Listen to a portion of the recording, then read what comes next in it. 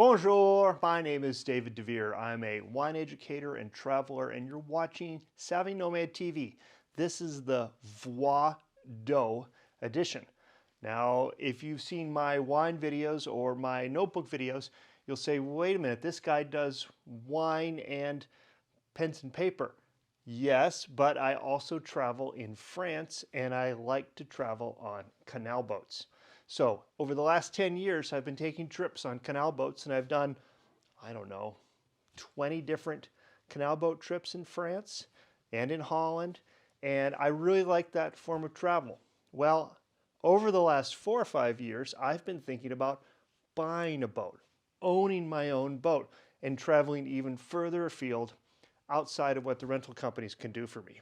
So this series of videos is about buying a boat in Europe and owning a boat and all the little things you have to do to figure that out. These are my tips and experiences of buying a boat in France.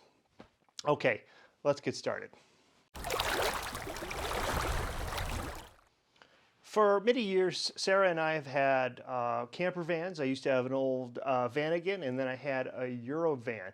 And I like driving around in vans and camping. I guess I was a van lifer before van life existed. I guess I'm a little bit older than that. But the concept is very similar with canal boating, but you're in Europe. Instead of having a camper van that you drive around in the countryside and then park someplace and you're in a beautiful spot and then you cook your meal, you're in Europe. You're on water, you drive it around very slowly, you stop someplace and you cook your meal. That's the magic of canal boating. And France has 6,700 kilometers of navigable waterways that connect to Germany, Belgium, Holland. You can go all the way to Poland on Europe's inland waterways. If there wasn't a war in Ukraine, you could go all the way to Kiev on an inland waterway. You could go to Austria and down the Danube to the Black Sea. It's an amazing collection of connected waterways in Europe. The idea is mind-blowing. So I thought, wow, how could I do this? Where do you start? And that's what this series of videos is, how we started and where we are now and where we're going to go in the future. Okay, here's how we started. In 2009, I saw an article in Cruising World magazine. I used to subscribe to them. I love Captain Fatty Goodlander's articles. And, you know, I had a dream of maybe owning a sailboat and maybe sailing, not necessarily around the world, but around.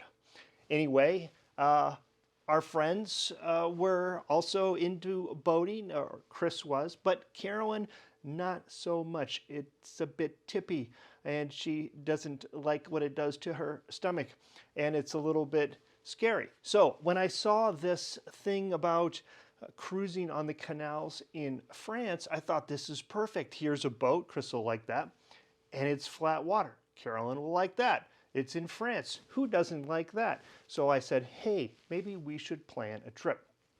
Fast forward to 2011, and we were on the Canal du Midi. That was our first trip, and I rented a boat with Le Boat. In fact, I made a little video after that, and here's the link to it. It's had about 20,000 views here on YouTube. Amazing.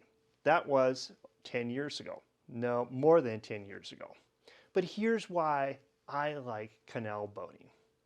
When you travel, let's say you decide to take a trip to France. Where are you going to go? Paris. Yes, Paris. And I love Paris. What a wonderful city. The problem is you get up, you go to the hotel, you go down to breakfast, you have breakfast. Okay, then you go out and you walk in the streets of Paris and you're seeing all the sights and the sounds, and all of a sudden you're hungry. So now you stop at a little cafe and you order something, but your French isn't that good and you feel a little self-conscious, and okay, now you're getting snails, and you didn't think it was snails, but it's 3 o'clock in the afternoon and they don't serve lunch that late. Okay, now you're really hungry and you're just buying a kebab from some guy on the street. And now it's 5 o'clock and you really haven't eaten lunch because that ice cream didn't tie you over. And now you want dinner and you're back at the hotel and your dogs are barking and you don't know what you're going to do and you can't eat until 7. Tough day, rough day. You just buy a bottle of wine and you got a baguette, which is fine. Maybe you can find a hunk of cheese and you have a little picnic in the hotel room. But it isn't really meals and you recycle that. Or maybe you do get a meal, but it's all of a sudden, you're like me, you're from the Midwest and you're used to eating at 5:30 or 6 and you're now eating in France at 8. It's challenging. You're also walking around Paris and you're using those automatic pay toilets, or you've just had to hold it a long time during the day. Travel is challenging and stressful and tiring. Vacations are not. Vacations are easygoing, relaxing, laying on the beach and drinking margaritas. I like that idea too. Although I've never done an all-inclusive, doesn't sound so bad if it includes all of the great inclusive things like really nice food and really nice cocktails, which I think they do. But anyway, I digress.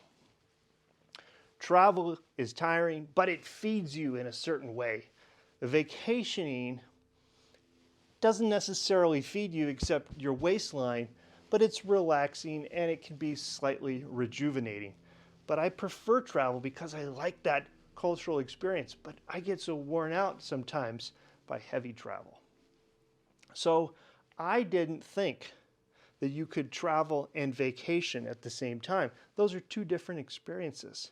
But then I went canal boating for the first time.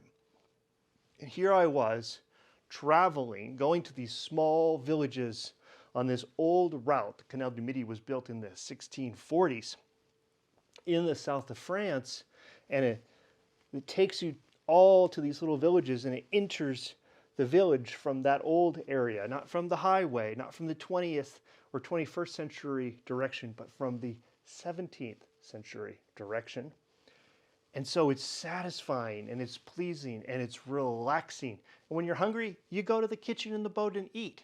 And you go to the store and you buy food. And when you want dinner, you have dinner. And when you want lunch, you have lunch. And if you want to eat out and you've planned for that, you can. If you want to take a nap, you can. If you want to stop here, spend the night, you can. All of a sudden, everything is open because you're traveling on your own boat and it's a little house. It's a little apartment. And you're going through the countryside very slowly. And all of a sudden, everything washes away. And you breathe and you're relaxed. And those 3 days in Paris were great. But now you're on a different adventure. And you're moving the boat and you're going through locks and you're talking to lock keepers and you're buying local wine and you're picking up buckets of vegetables that the lock keeper's selling, or you're buying walnuts from this guy or tomatoes, and you're having this totally different experience. This rural experience in a part of a country that you've never been to. And all of a sudden you realize, I'm on vacation and I'm traveling. It's fantastic.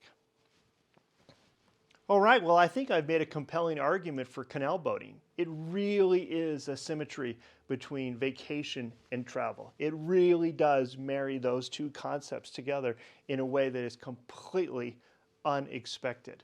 Traveling through rural countryside in the inland part of Europe, traveling to small villages way off the tourist route, it's something special, it's unique, and it's a lot of fun. If you're going to buy a boat in Europe, you should probably rent a boat first. It's an easy way to start. You don't need any special permits or permissions. I'll explain all of that in next week's video. If you've enjoyed this, please give me a thumbs up. Please consider subscribing, and I hope to see you next week. Until then, à toute l'heure and cheers.